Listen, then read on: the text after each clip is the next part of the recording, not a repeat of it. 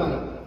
अब उस आनंद की तो मैं कोई परिकल्पना कर ही नहीं सकता हूँ, है ना। दीदी ने बहुत कुछ अच्छा समझाया, वो आई थी, उन्होंने कथा भी अच्छी कही, 2-4 प्रसंग किए, हमारा उनका सत्संग भी चला, यहाँ की उन्होंने चर्चा भी करती रही, अपने बालाजी धाम की भी और भी अन्य स्थानों की भी वो चर्चा करती रही। तो समाज यहाँ जुड़ता है, ठीक है ना, वहां तो केवल आनंद ही आनंद बरसेगा महाराज। तो मेरा आपसे यही अनुरोध है कि जब हम समाज बैठा है तो समाज होता है। मैं जानता हूं आप मीरा हो, मैं जानता हूं आप सती सावित्री राधा सीता हो, लेकिन भैया जी कलयुग है। क्या क्या क्या पुजारी कोई गलत तो नहीं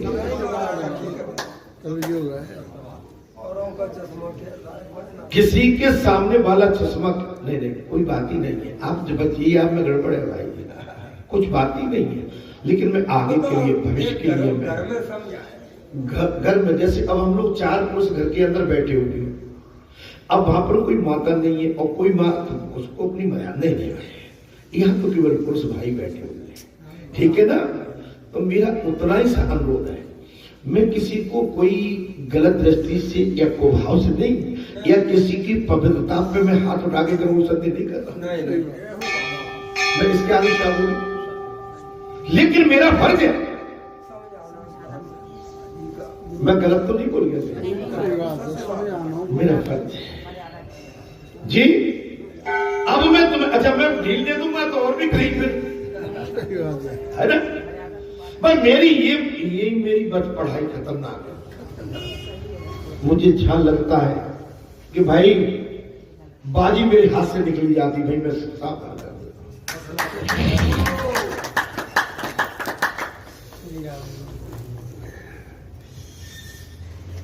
अब मैं तुम्हें छोड़कर कहीं भी न जाऊंगा, जीव मात्र गोपी मेरी सखिया, तुमने मेरे लिए सब कुछ छोड़ा।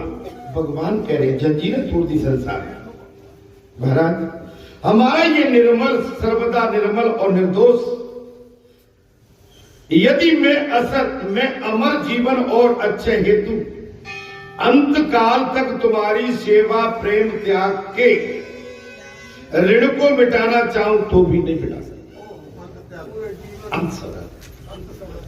तुमने जो मुझ पर उपकार किए, तो मैं आज आपसे कहता हूं, आपने जो बालाजी महाराज पर इन पर उपकार कौन कर सकता है, लेकिन फिर भी बड़े तो बड़े होते, वो उसी स्वरूप से आप सबको कह रहे हैं कि आपके जो इनके ऊपर उपकार है, भगवान बालाजी इनको कभी जीवन में भूलेंगे नहीं। बालाजी सरकार। गोपियों तो श्री कृष्ण को अपना परम प्रीतम मानती थी। गोपियां भगवान श्री कृष्ण को अपना परम प्रिय प्रीतम, उनमें ब्रह्म भाव नहीं था। परीक्षित ने सुखदेव से पूछ लिया, महाराज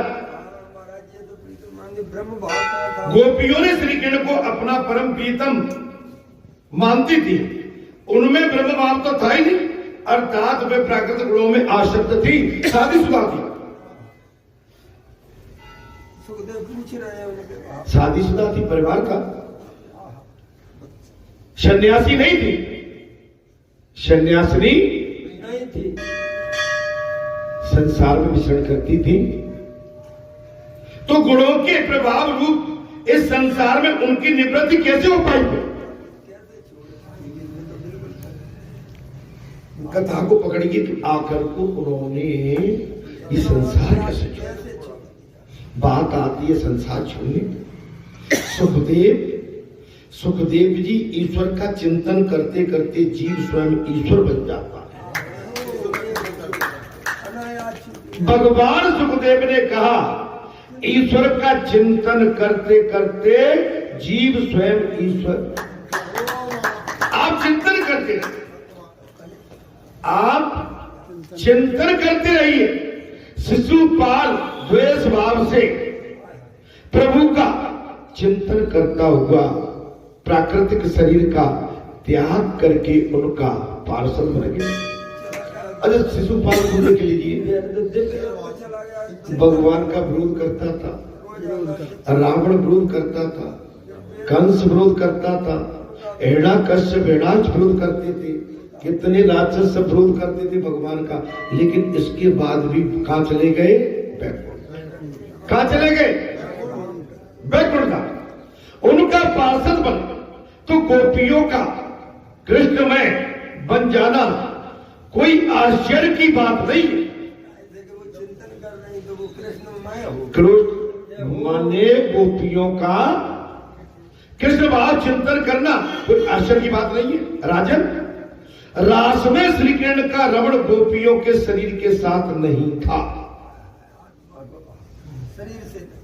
राजन, रास में श्री कृष्ण का रमण गोपियों के शरीर के साथ नहीं था। उनके 5 भौतिक शरीर तो अपने अपने घर में थे। अच्छा, आप लोग जहां आए हो सब अपना जहां क्यों आए हो? अपना संसारी भाव कहां छोड़ के आए हो? कहां छोड़ के आए हो? घर में। कुछ लाए हो क्या?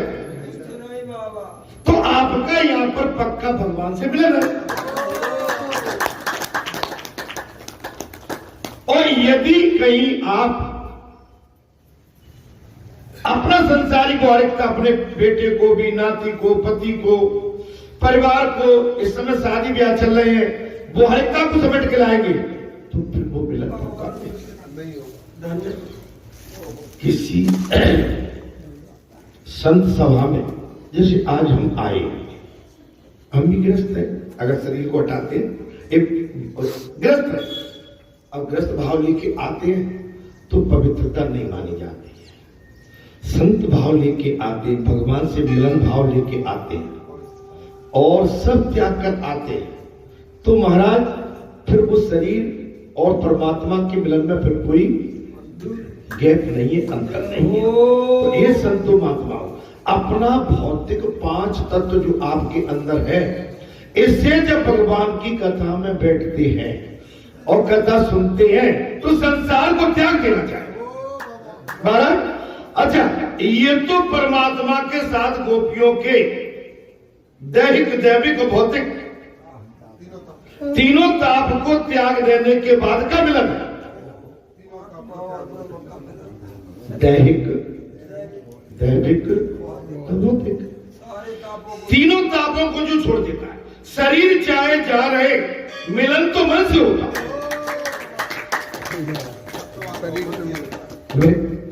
शरीर तो कहीं भी रहे, मिलन काय से होगा? मन से होगा। आप अपने मन को शुद्ध कीजिए। आप अपने मन को भीतर इधर उधर की व्याधा मत फंसाओ, कथा को सुनिए। एक बात मैं कहता हूं, गुरु के नाते आपसे, बालाजी के पेट से आपका कहीं अनिष्ट नहीं होने दूंगा।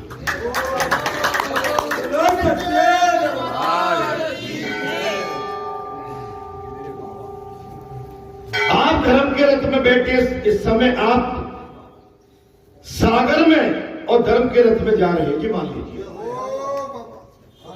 या मार्ग में धर्म के रथ में मेरे साथ सवार होकर जा रहे हैं,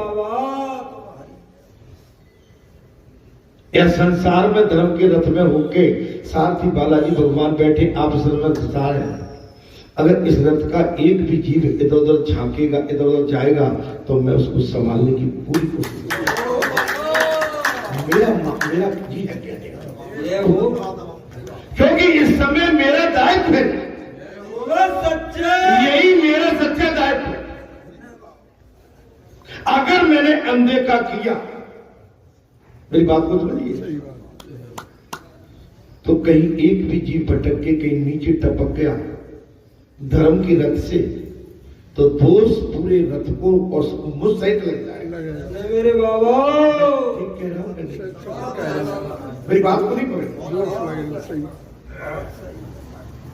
भाई रथ तो इस समय भगवान के हाथ में, और भगवान के हाथ से भी रथ में, उस रथ में से भी कोई गिर गया तो दोष कौन को लगेगा? पूरे भगवान रथ हाँक रहे थे और रथ हाँकते जीत कैसे? सही बात को पकड़िए। आप बहुत गहराई की जगह पे बैठते हो, ये चीजें आपको कोई नहीं बता। हमारा मैया का बहुत सत्संग हुआ, हम बिल्कुल कभी इतना बोले ही नहीं, आप तो देखे, लेकिन पता नहीं उस दिन हम क्यों बोल पड़े। मैंने बहुत मैया की चाह ना दी, मैया गरीब बाबा आप ही तरह मुझे आशीर्वाद, वो आशीर्वाद उनको भाई, जगत जननी को, वो स्वयं शक्ति स्वरूपा भगवती है, हम उनको क्या आशीर्वाद दें। महाराज जी कई बार गई, उनको मन में मान गई महाराज जी मेरा कुछ नहीं था, बाबा को प्रभाव था। ये तो सही था कि जो जहाँ कथा हुई थी बाबा का प्रभाव है। आज मैंने एक अद्भुत लीला सवेरे देखी मैया के आंगन में, और उनके जो स्वरूप माता का, आज बिल्कुल वृद्ध अवस्था में थी माता, वृद्ध अवस्था में। और जब वृद्ध अवस्था में माता आ जाती है तो समझ लो कि बहुत कुछ हमको देने के लिए। देखिए दो चीज होती है, आपका बाबा जो बैठा है, बाल स्वरूप बाबा का अलग है और मध्यम स्वरूप अलग है, लेकिन उतरता हुआ मध्यम यौवन स्वरूप जब वृद्ध की ओर आता है तो वो स्वरूप अलग है। आप ध्यान करना चाहिए, मेरा आपसे वही बिना भाव के आप हमेशा अपने स्वभाव को भी पकड़ के चलिए, अपने आप को संभाल के चलिए। हम कहीं भटक तो नहीं रहे, हम जिस समाज में जा रहे हैं उस समाज में हमें कैसे जाना है, उस समाज के साथ हमको कैसे बैठना है, उस समाज में हमें क्या वार्तालाप करना है तो कितनी करना है, और नहीं करना है तो बिल्कुल नहीं करना है। हो समझ में आ रही? जब हम पालनपुर में गए थे तो कितना बड़ा समाज था वहां, अपार समाज था, और उनकी कितनी नवन दुखन थी, उनकी कितने उनका समर्पित भाव था, उनका क्या उनने कर दिया जिससे हम खुद घायल हो गए। हमारे आपके अंदर वो होना चाहिए, बिल्कुल अपने आप को कभी छोटा मत मानो। आप कभी कोई गलती करते नहीं है और आपने कोई गलती की नहीं है, लेकिन मेरा आपसे यही कहना है, कैसे 33वां, जब 33 तो 33 होते, कैसे होते 3 माने 3, तो हम 33 को 33 ही कहेंगे हो, और 33 को 31 और 32 नहीं कह सकते, और 31-32 की लाइन में गए तो 33 की जो संज्ञा है। इसलिए मेरा आपसे यही हमेशा अनुरोध रहता है, राजन रास में श्री कृष्ण का रमण गोपियों के शरीर के साथ नहीं था। हाँ, शरीर जहां भी हो, गति तो मन की भावना। आपका शरीर कहीं भी, लेकिन मन का भाव क्या है आपका, बात भाव नहीं है। आप कहीं भी रहिए, आपके रहने में कोई भूल नहीं, आप बहुत बढ़िया जगह, बहुत अच्छे स्थान पे आप इस समय आपका भाव लगा है। हमने इस विषय में व्रत और आवृत नाम के 2 ब्राह्मणों का दृष्टांत दिया। भगवान सुखदेव कहते हैं, तेरे मन में ऐसी अमंगलकारी बातें आई कहां से? भगवान सुखदेव कहते हैं, महाराज ऐसी अमंगलकारी बातें क्यों पूछ रहे हो? कौन? राजा परीक्षित से भगवान सुखदेव ने कहा। अच्छा देखिए, जबकि कथा जी कह रही है, देखिए मैं आपका और सुखदेव जैसा वक्ता नहीं और परीक्षित जैसा श्रोता नहीं, लेकिन इसके बाद भी भगवान सुखदेव ने कि तेरे मन में ऐसी बातें कैसे आएंगी? शंका क्यों हुई? कभी भी आप में से कोई अपने आप को छोटा मत मानो।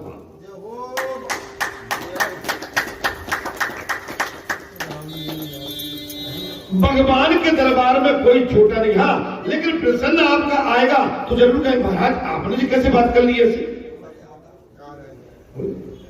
तो यहां पर भगवान सुखदेव ने क्या कहा, राजन तेरे मन में ऐसी अमंगलकारी बातें कहां से आई?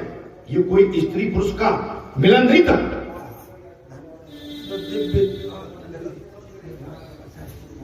तो बेटा तुम्हारा भी, जब तुम गए थे हाँ, स्त्री पुरुष का नहीं था, तुम्हारा वास्तव में वहां पर भगवान से मिलन था। हो